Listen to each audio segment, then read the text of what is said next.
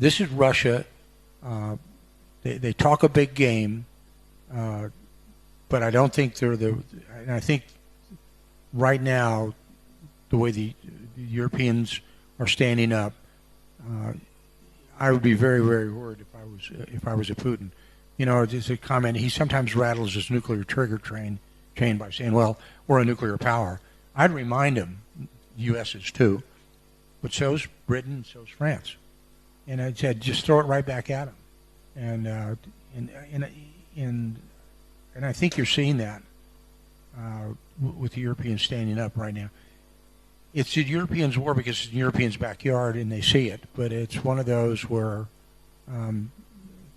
we had a discussion recently in the Oval where, you know, it goes back to what I said earlier about. I'm sorry to the ladies in here, right? But they were talking about the primacy of the Russian military and how they were, you know, pretty good. And I said to the people in the room, we'd kick their ass, you know. And I mean by that is, like, don't take their statements at face value.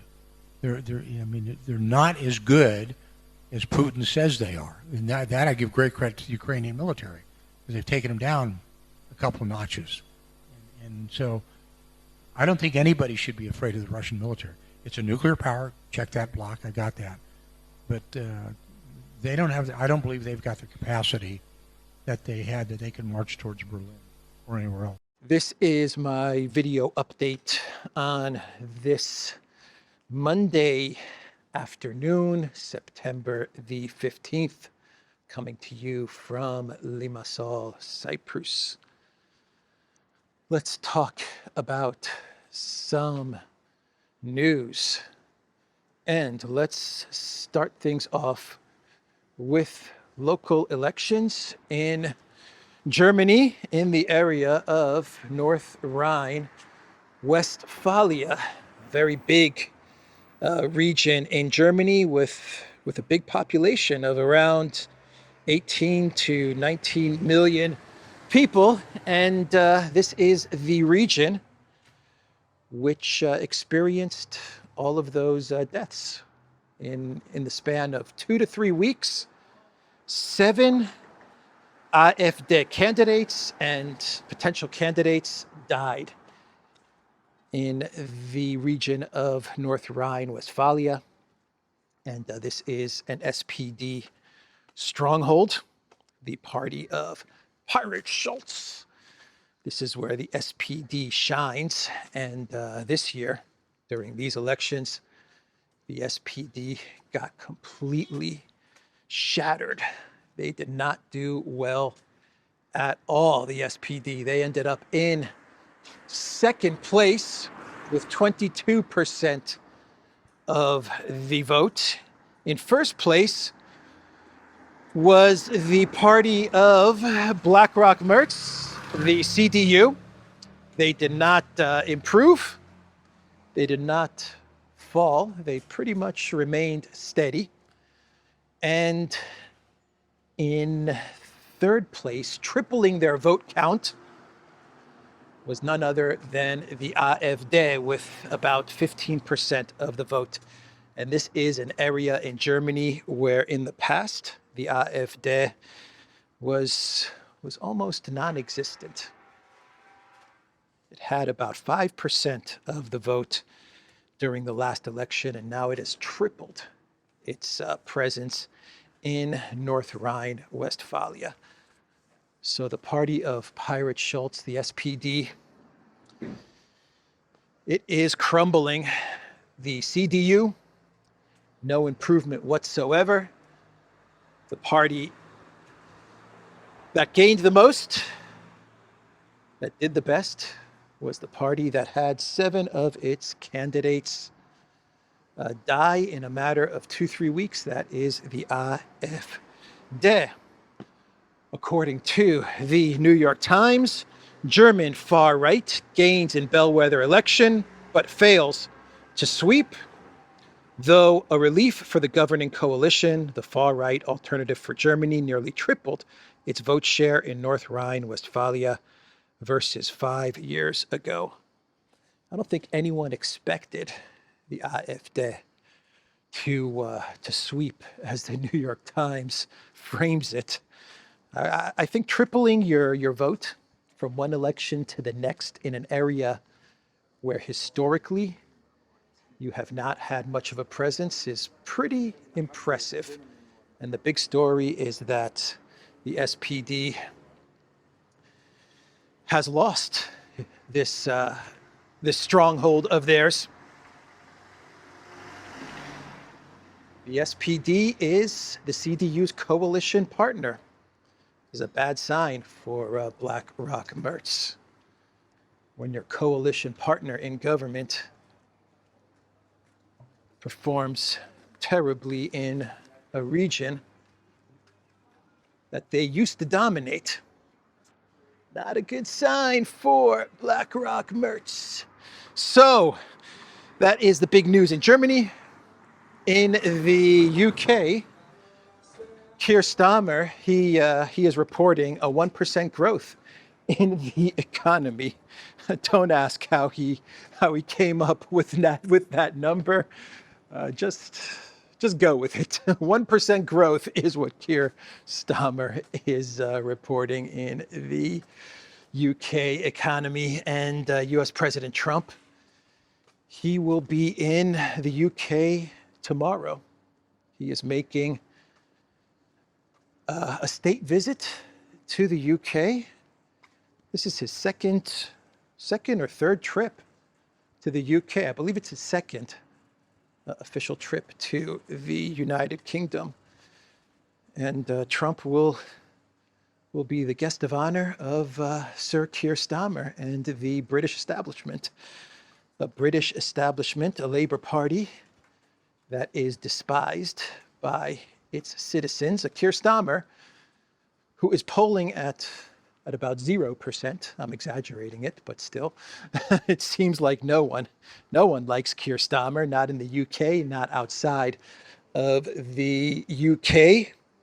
Perhaps the only people that like to hang out with Sir Keir are the European globalist elite, the Macrons, the Mertzes, the Ursulas, the Kayas, the Green Goblins. I think that's it when you're talking about people that like Keir Starmer.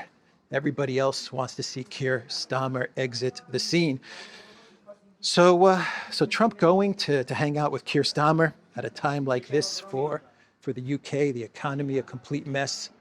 Keir Starmer, perhaps the most unpopular person in the entire world. Not good optics if you're President Trump. And you also have this scandal with Mandelson, who was the UK ambassador to the US, who was very, very connected to Epstein, buddies with Epstein. Oh man, bad timing for Trump to be seen with Keir Starmer. But I guess you can't cancel these state visits, can you? Once you accept them, you kind of have to go. So it's not going to be the best of optics for US President Trump to be seen with Keir Starmer. If I was Trump, I would just take 1 or 2 photos with Keir Starmer, tell him that he has to have elections. I'd say, Keir, look, man, no one likes you. It's time for you to exit. You have to go. And then if I was Trump, I would just meet with Farage, I guess. Farage is his friend. He gets along with Farage. He can meet with Farage and head back to the US after a day or two of hanging out in the UK. I would definitely, from a media perspective, limit my appearances, my public appearances with Keir Starmer to the bare minimum, right? You don't want what Keir Starmer has to rub off on you, that's for sure. So let's talk about Trump's Ukraine-Russia envoy, none other than Keith Kellogg, who is in Kyiv. He's been in Ukraine for about 4 days, Keith Kellogg. Jeez, man. It's time for Keith Kellogg to just buy a flat and move to Kyiv, huh? He's been there for 4 days. This is his fifth or sixth trip to Ukraine in like the past 4 or 5 months. And he was speaking at the YES conference in Kyiv, which is the Yalta European conference, which takes place every year. And he said some very revealing things, Mr. Keith Kellogg. He also told a whole bunch of lies, in my opinion. But anyway, let's go over what Keith Kellogg said. He said that Russia is losing the war. Yep, he actually said that.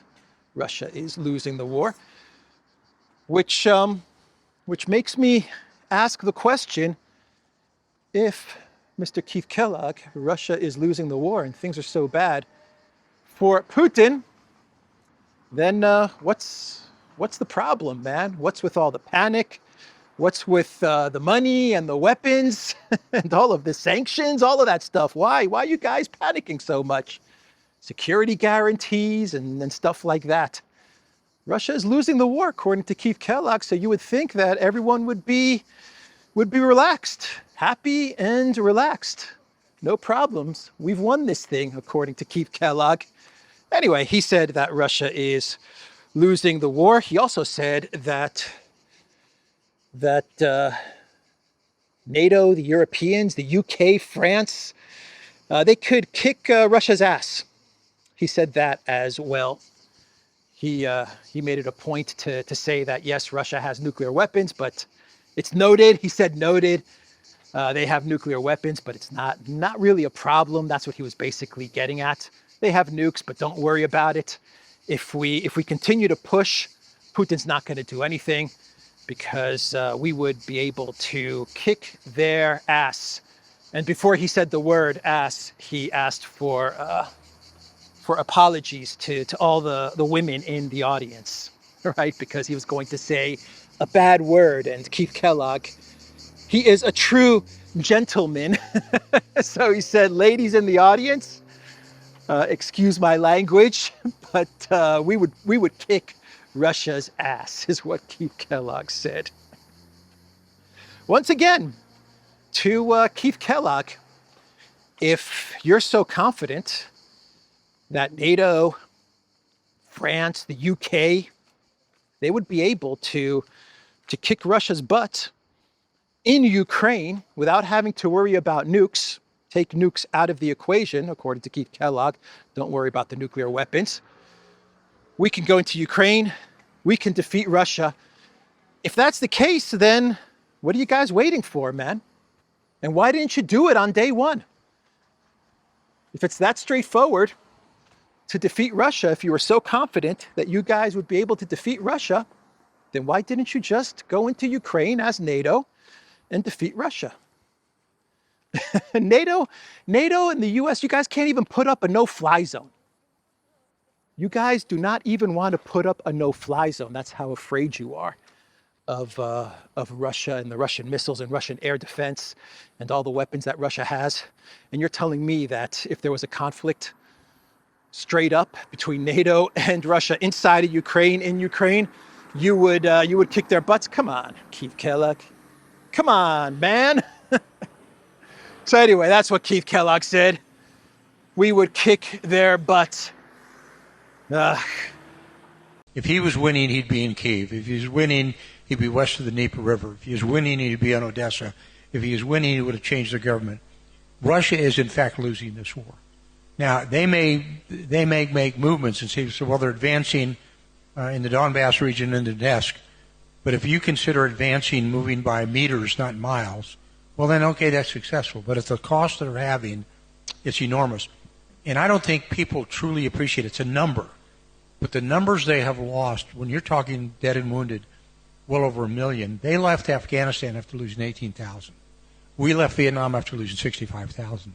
They've lost over 1 million dead or wounded. These numbers are World War II level numbers when you think about it. They're stunning in the loss. And this is in their first line units that they came and tried to take Kyiv with a little over four years ago. Those first line units are gone. So they've gone through a second or a third or fourth iteration of wartime commanders. They're pulling tanks out of mothballs, out of museums, to put on the battle line. they can't operate in large movements because the Ukrainians will kill them. Keith Kellogg.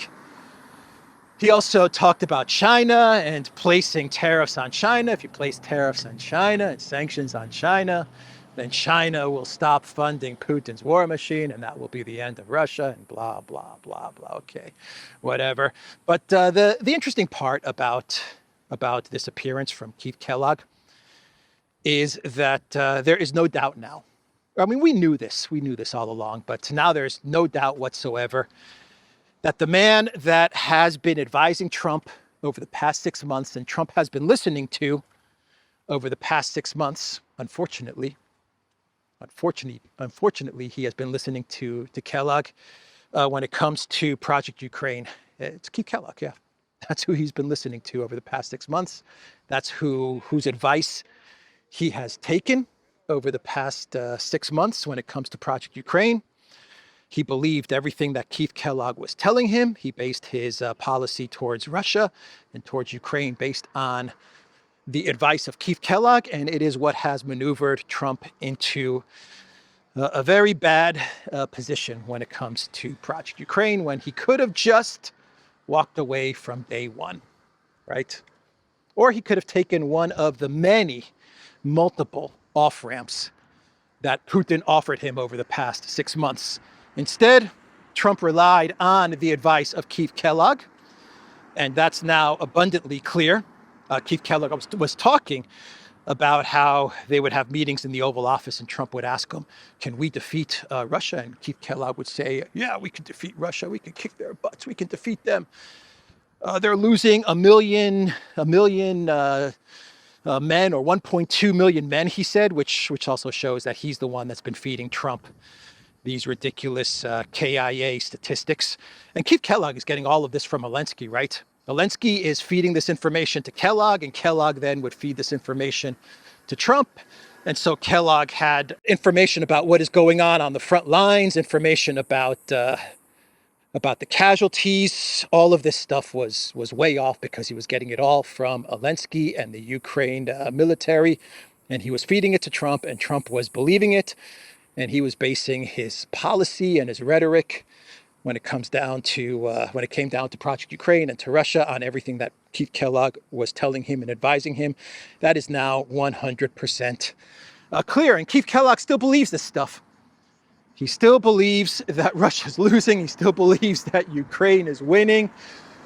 He was moments away from saying Russia is fighting Ukraine with shovels, or Russia's about to run out of missiles in a week. I mean, that's how ridiculous it was getting. He was talking about Russia is trying to find tanks that have been mothballed. They don't have tanks anymore, he was saying. They don't have any more tanks. Washing machines, chips, dishwashers, chips, tatters. Oh, man. I'm telling you, Trump should get rid of this guy ASAP. He really, really did Trump in the United States of America.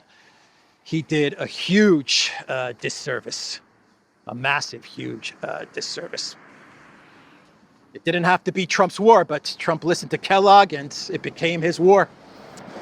Big mistake, very, very big mistake.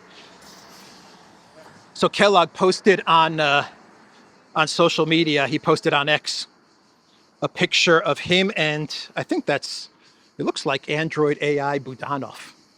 That's what it looks like, or maybe not, I don't know. But they're in front of a statue with a cat and I believe an owl. Anyway, Kellogg says in this post on X, the cat is a unique symbol for the Ukrainian people, one of security and safety. Since Kyiv sounds like cat in Ukrainian, the Ukrainians have nicknamed my role as Special Envoy Kellogg as the cat. When the cat visits Ukraine, Russia pauses its strike on civilians, giving them a few nights of peace, a peace that a strong America offers to other nations. As always, great visit and discussion with HUR's General Budanov, that is Budanov, near the cat statue. He's the cat now. Oh my God, this guy's Looney Tunes, man. Oh, it's hot. It is hot. Oh man, why do I do these videos at this time of day? I'm Looney Tunes. Man, he's the cat. Keith Kellogg, the cat. The Koshka. The Koshka. Koshka Kellogg. Oh my God. Oh, yeah. So that's how they're buttering up Keith Kellogg. Huh? They're giving him nicknames. They make him feel very important. They make him feel, Zelensky makes him feel liked and important. Podolyak. We give him nickname. We call him Koshka, cat. He will like this. When he likes this, he will tell Trump whatever we want him to say. What you think, Podolyak? It's a brilliant idea, Mr. President. The cat. I like it. Oh, God. That should be my clown world, but it's not. So anyway, that was Kellogg in all his delusion in Ukraine. So as Kellogg is saying that Ukraine is winning, that Russia is losing, and that NATO would be able to defeat Russia. They would be able to kick Russia's butt. You have, thank you, USA, Sikorski saying on the very same day, actually, I believe at the very same event even, you have Sikorski saying that there are no countries in NATO, in Europe, that want to fight Russia. That's what he said. There are none. There are none. He said the whole concept of security guarantees is what Sikorski was saying. The whole thing about security guarantees is meaningless. He said it's a no-go because even if we were to give security guarantees at this moment, there is not one country in Europe, in the collective West, that wants to go toe-to-toe with Russia. But I thought you guys were winning, according to Mr. Kellogg. That's what he's saying. You guys are winning. Russia's losing. Russia would get their butts kicked. What are you talking about? Thank you, USA, Sikorski. So some truth from Radoslav Sikorski. Very rare indeed. Very, very rare indeed from Thank you, USA. Maybe the second time that we've heard some truth from Sikorski. The first time, of course, being Thank you, USA, post on X. That was the first time Sikorski said something true. Now he's talking about how no countries want to fight Russia. So security guarantees, meaningless. But you know, Ukraine already has 31 or 32 security guarantees already signed, right? Remember that? A year and a half ago when Zelensky signed 30, 31, 32 security guarantees. He signed security guarantees with the United States. He signed security guarantees with Canada, with Poland, with Estonia, with the UK, with France. He signed all these deals. I remember reporting on this. I remember reporting on all of Ukraine's security guarantee treaties, alliances, whatever. Documents that he was signing, big events. They would sit at a nice big table and they would sign the security guarantee. Zelensky and Duda, or Zelensky and Biden, and everyone was clapping. Right? What happened to those? Sikorski, what happened to all those security guarantees? Isn't Poland in some sort of a security guarantee or security alliance with Ukraine? I don't know. I guess they forgot about all of those events and ceremonies and documents that they signed a year and a half ago. So there was another allegedly another drone incident, but there wasn't a drone incident. But they pretended that there was a drone incident, this time over Romania. Kaja Kallas, she posted on X, the violation of Romanian airspace by Russian drones is yet another unacceptable breach of an EU member state's sovereignty. This continued reckless escalation threatens regional security. We stand in solidarity with Romania. I am in close contact with the Romanian government. Well, it's good to know that Kaja Kallas is in close contact with the government of Romania.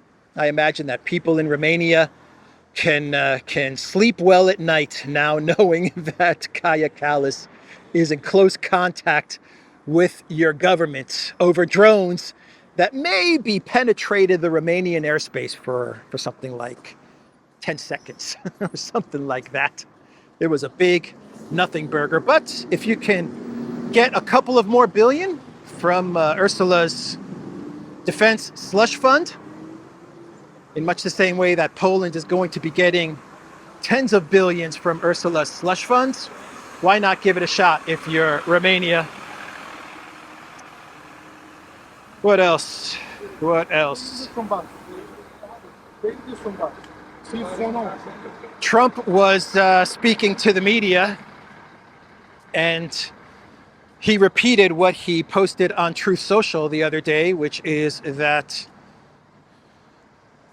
NATO, they have to stop purchasing Russian oil. He said, no more purchasing of Russian oil. And then you have the 50 to 100% tariffs.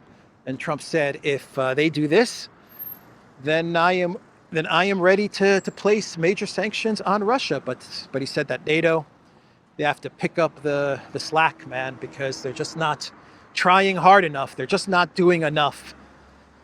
And they have to stop the buying of Russian oil, he said. So he repeated his Truth Social post from a couple of days ago. And Lindsey Graham, he went on the weekend talk shows, and he was getting all excited about placing 500% bone-crushing sanctions on China and on India, bone-crushing secondary sanctions. And Mike Johnson, he let Lindsey Graham know that he's not going to put anything forward with regards to bone-crushing secondary sanctions unless Trump signs off on it. So that is what Johnson said after Lindsey Graham was running around saying it's time to place secondary bone-crushing sanctions against China and India. Lindsey Graham very excited about the prospect of secondary bone-crushing 500% sanctions, and Mike Johnson, he burst Lindsey Graham's bubble. That's right. He said, nope, I don't care how many people you have signed up to your bill. I am not going to put anything like this forward unless Trump signs off on it. Lindsey Graham wanted to attach the bone-crushing sanctions to another bill that they're going to discuss in Congress. He wanted to sneak it through, but Mike Johnson put a stop to that. So look, Trump once again, he issued his ultimatum to NATO members. The ultimatum is very simple, very cut and dry. You have to destroy your economies, NATO members, destroy your economies, or leave me alone, or shut up. That's basically what Trump is telling them. And they may do it. They may just do it. Of course, countries like Turkey, who is in NATO, is not going to place 100% tariffs on China. But Macron, Merz, Stammer, they just might tell Trump, okay, we'll do it. We'll place 100% tariffs on China. We'll stop purchasing Russian oil. Your move, Trump. Then Trump is going to tell them, okay, you guys have decided to go along with this idea, but what about the rest of NATO? What about, I said all in NATO, all in NATO.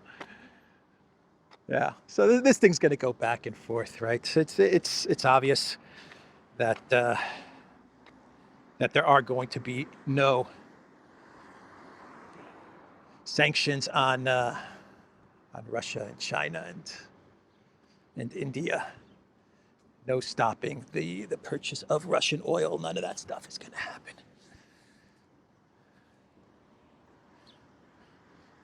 So that's an update there. Peskov, he was interviewed, and he said that NATO is at war with Russia. He made it very clear, saying NATO provides Ukraine with all the weapons and all the support. So yeah, absolutely, NATO is at war with Russia. I believe it's outside of Medvedev. I believe it's the first time that we've had such a high-level Russian official, someone so close to the Russian president, just clearly state that NATO is at war with Russia. And of course, this is in response to what Sikorski said the other day, right? Sikorski said that NATO is not at war with Russia, but Russia is at war with NATO via Ukraine. So Peskov's response is, what a load of bollocks that is.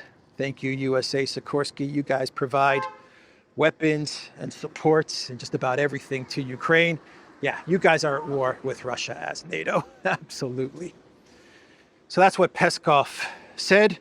By the way, Trump, when he was speaking to the media, he was also asked about Venezuela and if the United States is going to strike at Venezuela. And Trump did not rule it out. He did not rule out some sort of a military strike against Venezuela. And that kind of segues into today's clown world, because on the topic of Venezuela, Trump was asked about Nicolas Maduro. Yeah, that's what the reporter asked Trump.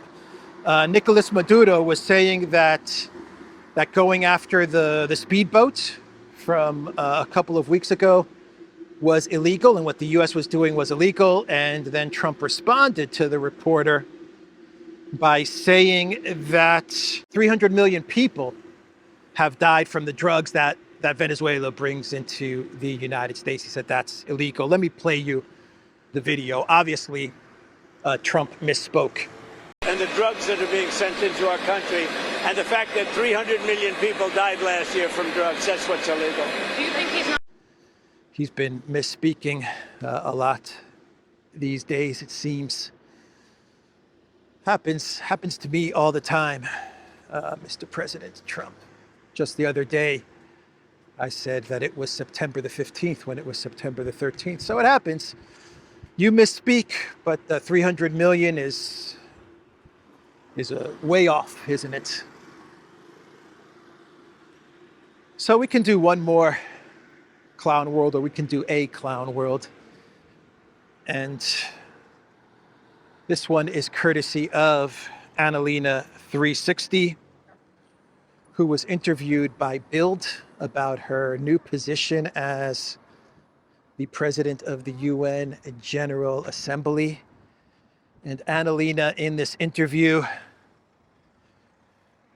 she said that one of the goals, if it happens, if there's a ceasefire, then one of the goals of her presidency at the UN General Assembly is to make sure that the UN provides peacekeepers in Ukraine for a lasting and just peace. Those are the words from President Annalena Baerbock. Oh boy.